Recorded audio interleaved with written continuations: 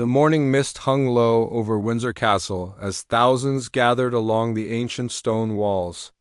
September 19th, 2022, would forever be etched in history as the day the world said goodbye to Queen Elizabeth II.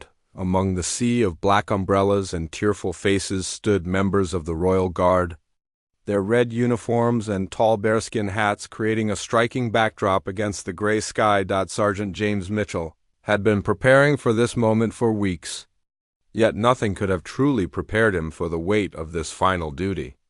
At 28 years old, he had served in the Grenadier Guards for nearly a decade.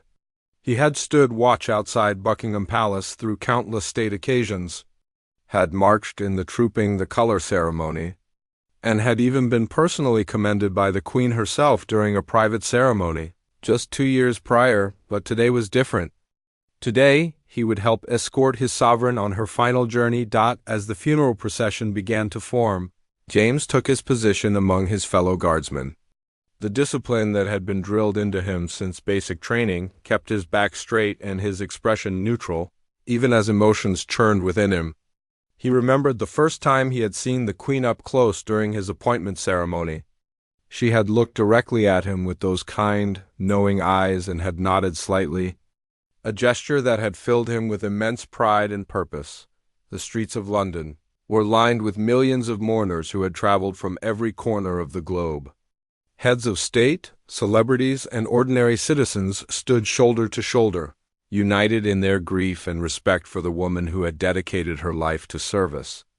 The silence was profound, broken only by the clip-clop of horses' hooves and the muffled sobs of those saying their final farewell. James could feel the weight of history pressing down on him as the funeral cortege slowly made its way through the capital. This was the end of an era, the closing of the longest chapter in British royal history.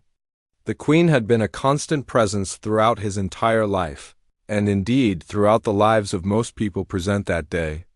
She had been the nation's grandmother, its moral compass, and its unwavering source of stability through decades of change. As they approached Westminster Abbey, where the state funeral would take place, James noticed an elderly woman in the crowd. She was probably in her 80s, dressed in a simple black coat with a small Union Jack pinned to her lapel. Tears streamed down her weathered cheeks as she clutched a framed photograph of the Queen to her chest. The image showed a young Elizabeth in her coronation robes, radiant and full of hope for the future that lay ahead. The sight of this woman struck something deep within James's heart. He recognized in her face the same mixture of grief, gratitude, and profound respect that he himself was feeling. This wasn't just about the loss of a monarch.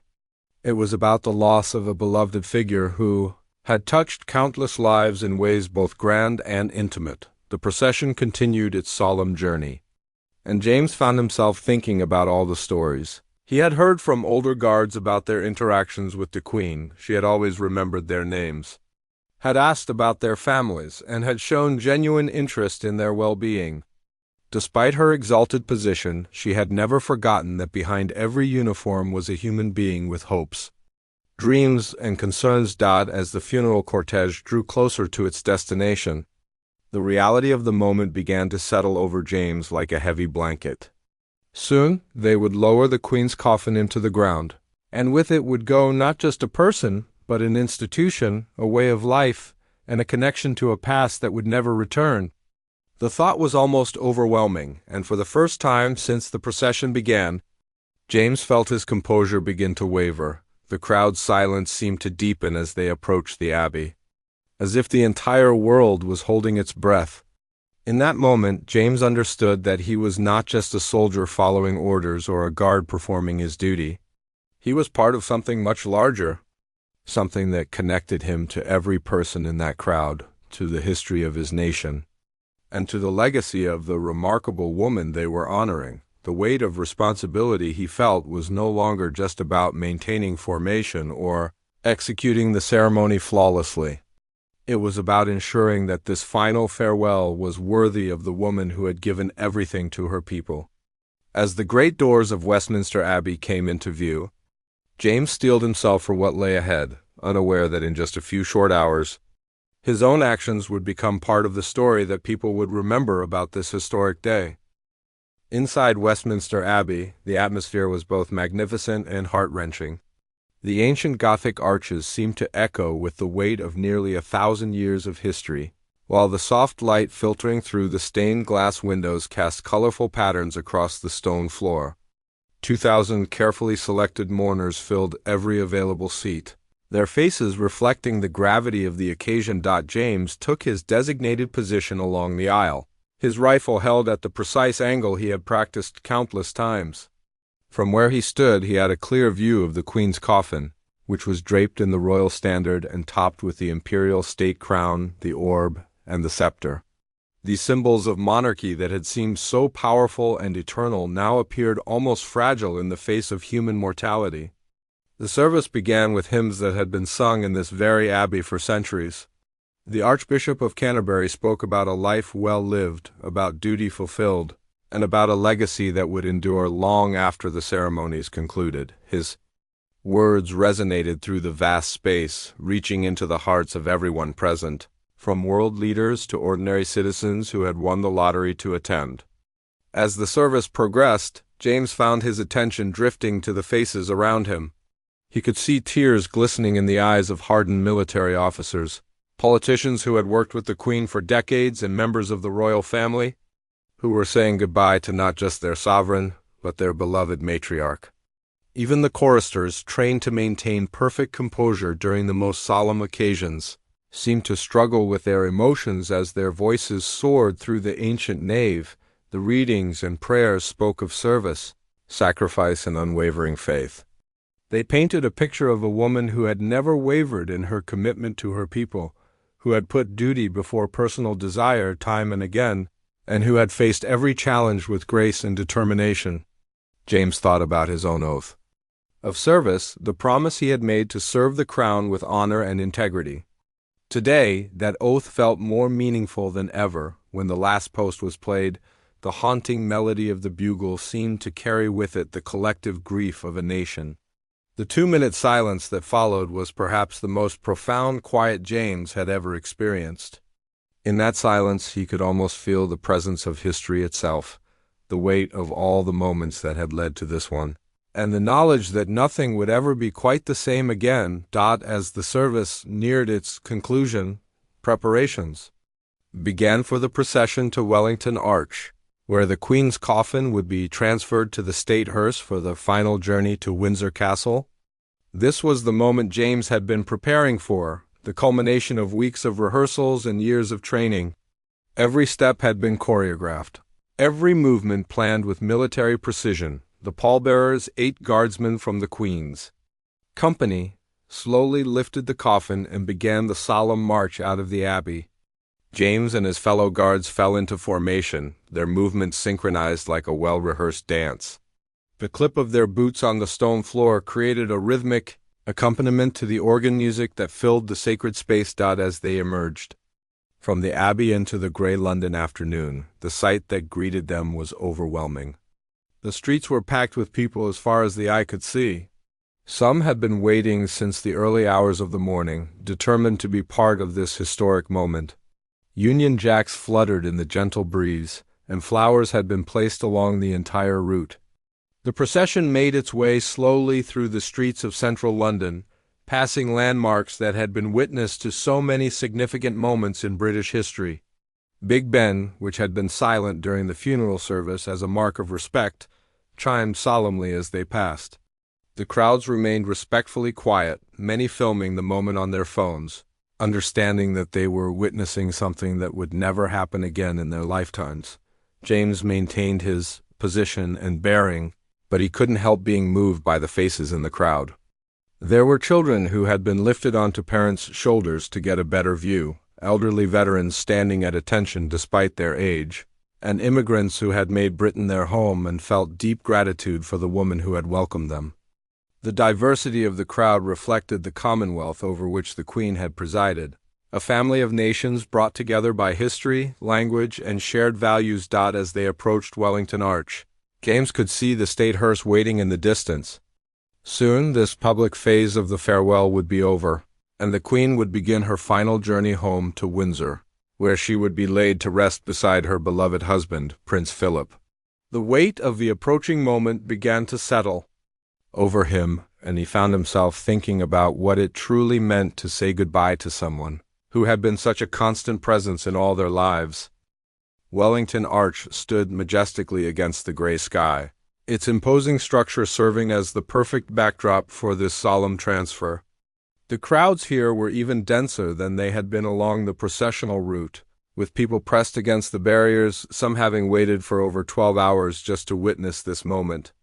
The air was thick with emotion and anticipation as everyone understood they were about to witness the final public moments of the Queen's journey. James watched as the pallbearers carefully approached the state hearse, a specially designed vehicle that would carry the Queen on her final journey to Windsor Castle.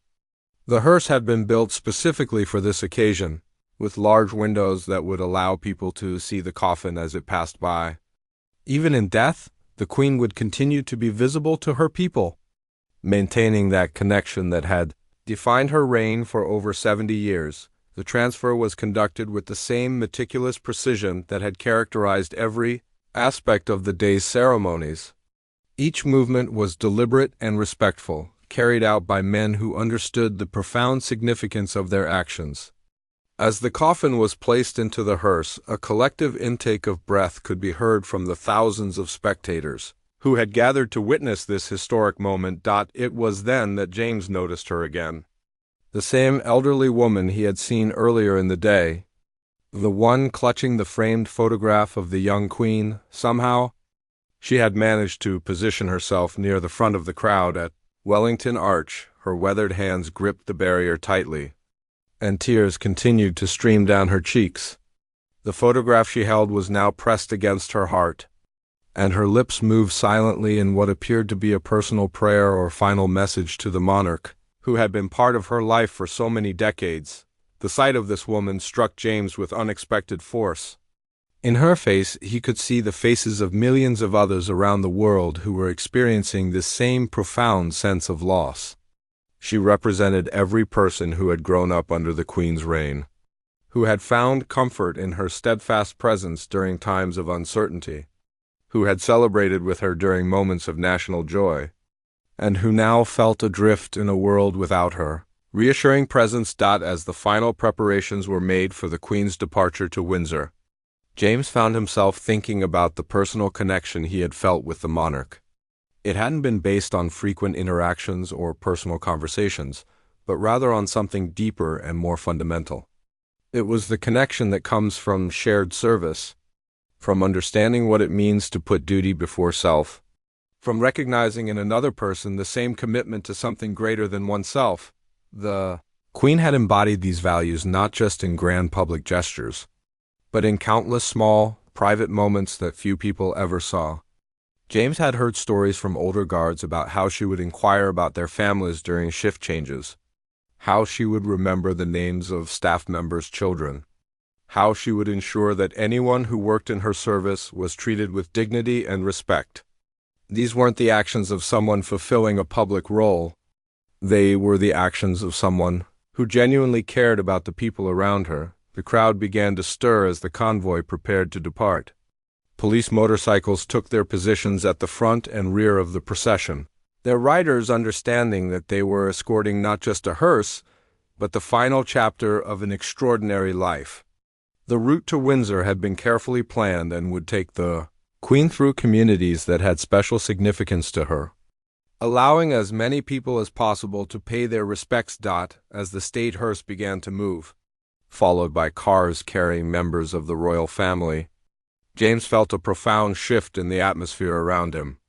The formal, ceremonial aspect of the day was coming to an end, and what lay ahead was something more intimate and personal. The Queen was going home to Windsor, the place she had loved most, where she would be reunited with Prince Philip and where she would rest among her ancestors in St. George's Chapel. The elderly woman in the crowd caught his eye once more as the procession slowly pulled away from Wellington Arch. She raised the framed photograph toward the departing hearse in a final gesture of farewell. her lips forming words that James couldn't hear but whose meaning was unmistakable. It was a moment of pure, unguarded emotion that seemed to capture everything that this day represented. Standing there in his perfectly pressed uniform, rifle at his side, James felt the weight of the moment settling over him like a mantle. He had been part of something historic, something that would be remembered and talked about for generations to come. But more than that, he had been part of a final act of service to a woman who had dedicated her entire life to serving others. The crowds began to disperse slowly, reluctantly, as if leaving would make the Queen's death somehow more final.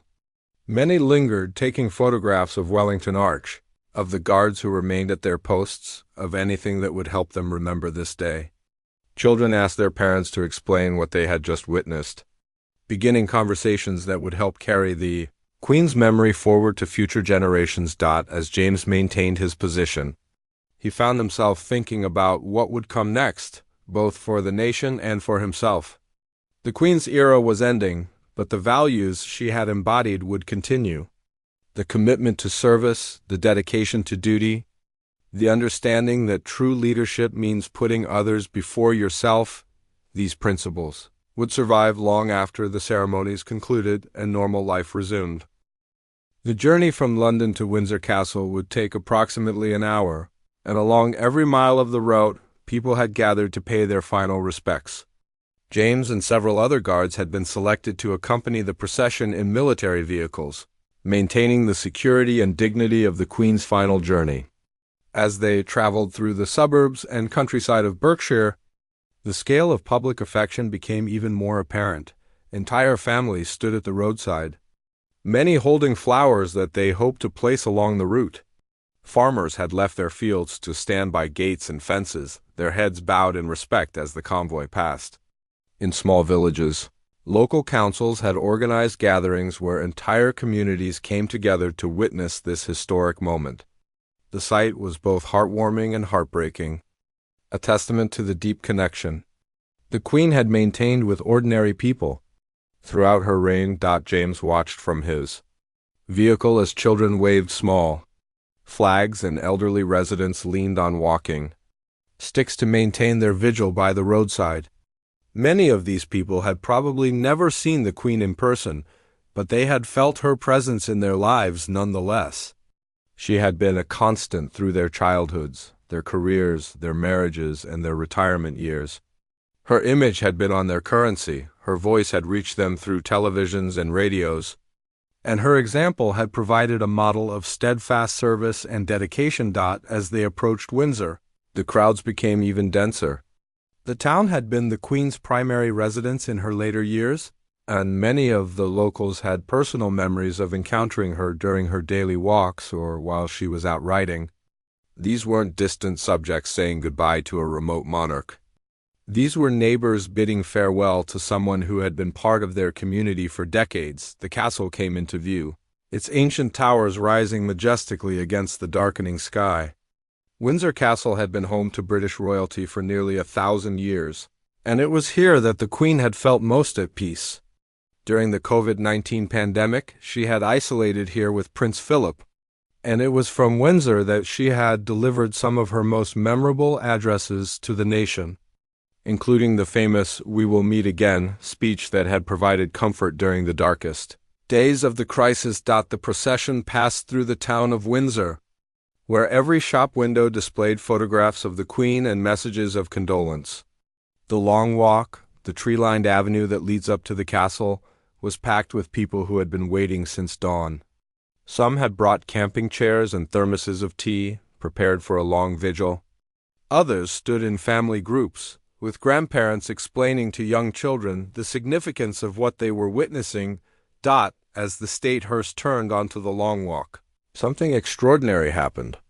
Without any prompting or organization, the entire crowd began to applaud.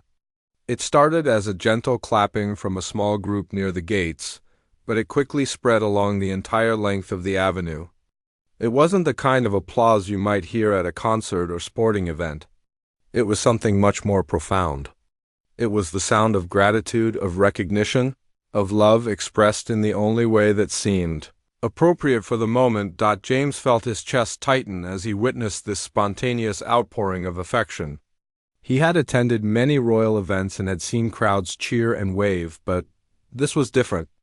This applause carried with it the weight of 70 years of service, the recognition of a life dedicated entirely to others, and the knowledge that they were saying goodbye to someone truly irreplaceable. The convoy moved slowly up the long walk, allowing the Queen to pass by every person who had come to pay their respects. Children held up drawings they had made, teenagers took selfies to mark the historic moment, and adults stood with their hands over their hearts, many with tears in their eyes. The diversity of the crowd was remarkable. People of all ages, ethnicities, and backgrounds united in their shared sense of loss and gratitude. As they approached the castle gates, James could see that even the guards on duty there were struggling to maintain their composure. These were men who had worked directly with the Queen, who had seen her on a daily basis, who had been part of her personal security detail for years. For them, this wasn't just the death of a monarch. It was the loss of someone they had known personally, someone who had treated them with kindness and respect. Despite the vast difference in their positions, the castle itself seemed to be mourning. Flags flew at half-staff from every tower, and black draping had been hung from various windows and balconies. The ancient stones seemed to hold the weight of history, having witnessed so many royal arrivals and departures over the centuries. But this arrival was different from all the others. This time, the Queen was coming home to stay. The state hearse passed through the gates and into the castle grounds, where a smaller, more intimate gathering awaited. The public phase of the Queen's final journey was coming to an end, but the most personal and meaningful part was about to begin. Soon she would be taken to St. George's Chapel, where a private burial service would be held for family members and close friends. As James prepared to take his position for the final ceremonies, he reflected on everything he had witnessed throughout the day. He had seen a nation come together in grief and gratitude. He had witnessed the power of shared memory and collective mourning, and he had been part of something that connected him not just to his fellow guards or to the royal family, but to every person who had lined the streets and stood in respectful silence as the Queen passed by for the final time. St. George's Chapel at Windsor Castle stood in solemn beauty as the late afternoon light filtered through its magnificent stained glass windows. This Gothic masterpiece had witnessed countless royal ceremonies over the centuries, but today it would host its most poignant event. The chapel, with its intricate stone carvings and banners representing the Knights of the Garter, provided an intimate and sacred setting for the Queen's final farewell. Unlike the grand state funeral at Westminster Abbey, this burial service would be private, attended only by family members and a small number of household staff who had served the Queen faithfully over the years. James had been selected as one of the honor guards who would maintain a vigil during the service, a responsibility that filled him with both pride and overwhelming emotion. As he took his position inside the chapel, James was struck by the contrast between this moment and the public ceremonies that had dominated the day. Here, away from the cameras and crowds, the royal family could grieve as a family. He could see the pain etched on their faces, the weight of personal loss that went beyond their public roles. King Charles III, now bearing the full weight of the crown, stood with his shoulders slightly bowed while other family members clutched each other for support. The Queen's coffin, still draped with the royal standard and bearing the instruments of state, rested before the altar. The crown jewels that had symbolized her authority throughout her reign now seemed almost secondary to the simple wooden casket that contained the mortal remains of a woman who had been grandmother, mother, and beloved matriarch to those gathered around her. The Dean of Windsor began the burial service with words that spoke of earthly life ending and eternal rest beginning. His voice echoed softly through the chapel, carrying with it the weight of centuries of tradition and the immediate reality of profound loss. The readings spoke of faithful service, of duties fulfilled, and of a life lived in accordance with the highest principles. As the service progressed, James found his attention drawn to the small details that made this moment so intensely personal. The flowers chosen by family members, each arrangement reflecting personal memories and private jokes shared over decades. The hymns selected not for their state significance but because they had been the Queen's personal favorites. The prayers that spoke not of her public achievements but of her role as wife, mother, and grandmother. It was during the singing of "The Lord's My Shepherd" that James first felt his carefully maintained composure beginning to crack. This had been one of the Queen's favorite hymns, sung at her wedding to Prince Philip over 70 years earlier. The melody carried with it the echoes of a lifetime of faith, of trust in divine providence through times of joy and sorrow, triumph and loss. As the hymn continued, James thought about the Queen's unwavering faith, which had sustained her through 7 decades of public service. She had faced constitutional crises, family scandals, national tragedies, and personal losses, but her belief in duty and service had never wavered. That faith had been evident in everything she did, from her Christmas broadcast that always included messages of hope and reconciliation to her quiet acts of charity that were never publicized or celebrated. The moment that would change everything began simply enough. As the service neared its conclusion, the Archbishop of Canterbury delivered the final blessing, and the Queen's coffin began its journey to the royal vault beneath the chapel. This was the moment when she would be reunited with Prince Philip, whose remains had been waiting in the vault since his death the previous year. As the coffin was slowly lowered, something extraordinary happened to James. The formal military training that had kept him standing rigidly at attention throughout the day suddenly felt inadequate for the magnitude of this moment. The protocol and procedure that had guided every step of the ceremonies seemed insufficient to express what he was feeling in his heart.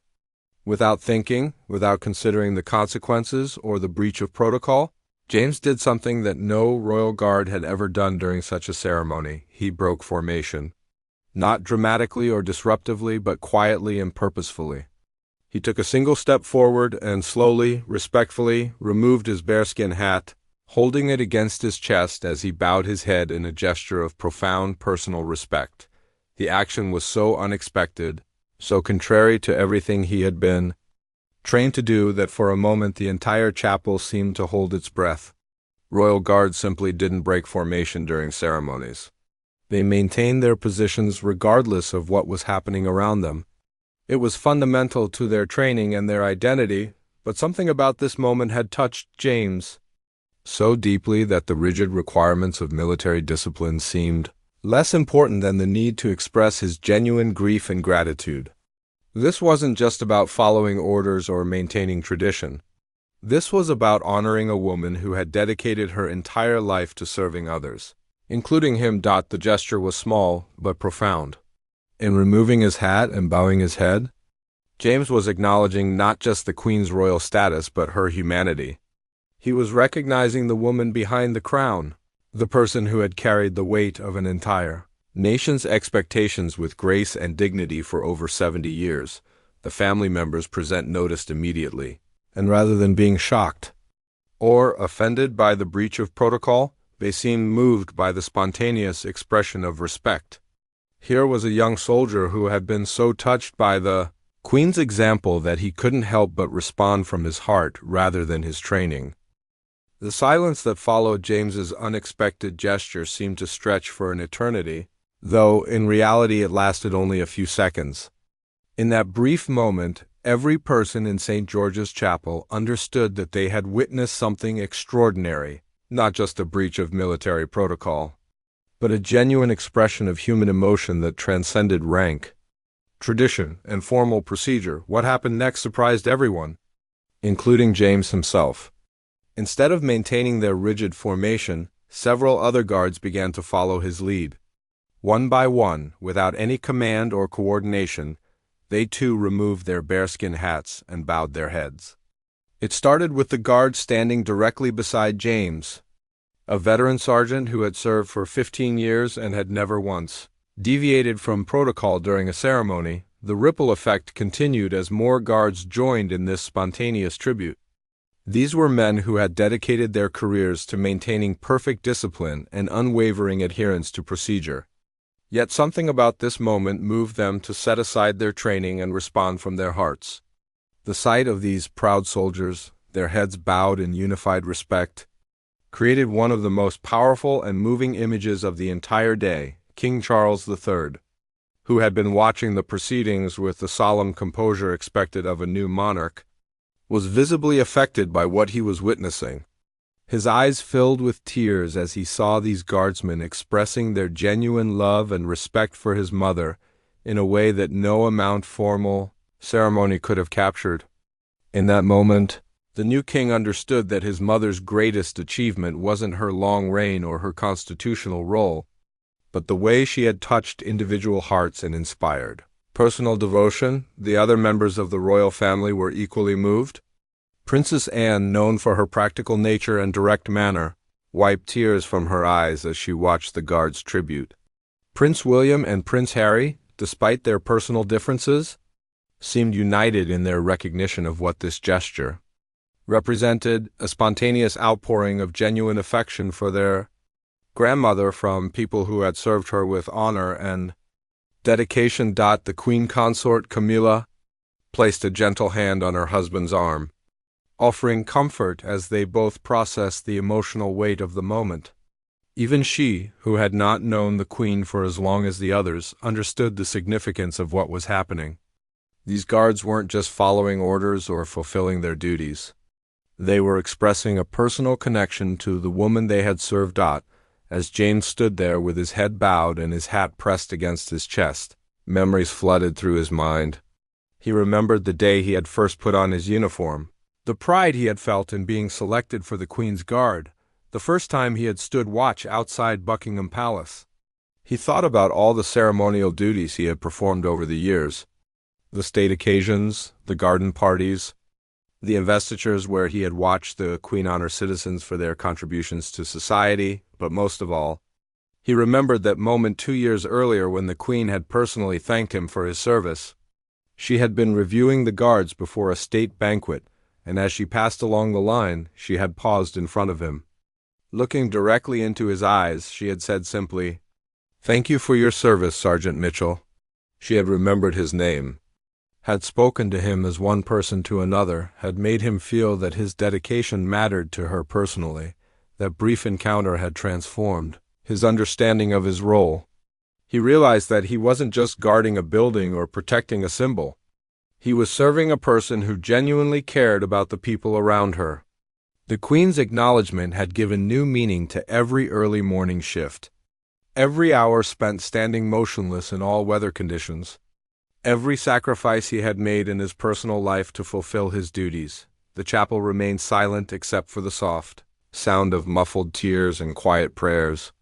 The formal ceremony had concluded, but this spontaneous tribute seemed to capture something essential about the Queen's relationship with those who served her. She had inspired loyalty not through demands or expectations, but through her own example of selfless service and genuine care for others. As the guards slowly returned to attention and replaced their hats, the weight of what had just happened began to settle over everyone present. They had witnessed something that would be talked about for years to come. A moment when formal protocol gave way to authentic human emotion, when the grief of a nation was expressed through the simple gesture of a young soldier who couldn't contain his respect and admiration. The Dean of Windsor concluded the service with a final prayer, his voice carrying a new warmth and emotion that reflected the profound atmosphere created by the guards' spontaneous tribute. As the royal family began to file out of the chapel, King Charles III made an unprecedented decision. Instead of proceeding directly to the exit, he approached James and the other guards who had participated in the tribute. Standing before James, the new king extended his hand and spoke quietly but clearly enough for everyone nearby to hear. "Thank you," he said simply. "She would have been deeply moved by what you did here today." The handshake that followed was not between a monarch and a subject, but between two men who had loved and respected the same remarkable woman, each in their own way. The gesture from King Charles III confirmed what everyone in the chapel already knew, that James's spontaneous tribute had been not just appropriate, but profoundly meaningful. It had captured something that no amount of formal ceremony could have expressed, the genuine love and respect that the Queen had earned through her lifetime of service to others.